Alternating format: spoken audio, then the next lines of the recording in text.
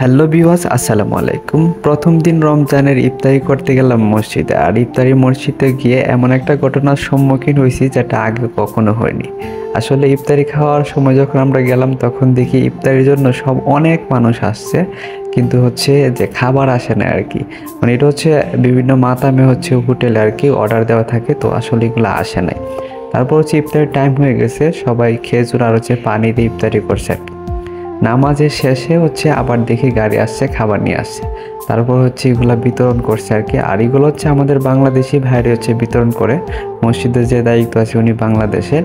তারপর হচ্ছে মানে সিরিয়াল বাই সিরিয়াল লাইন দিয়ে সবাইকে হচ্ছে খাবারগুলো বিতরণ করছে।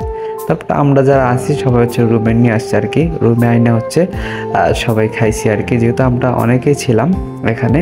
আর আমাদের রুমমেট সহ আমাদের পাশের রুম সবাই মিলে একসাথে ইফতার করছি আর কি, অনেক ভালো লাগছে। আর সৌদি আরব হচ্ছে খ্যাপসাইতে আর কি ইফতারিগুলো।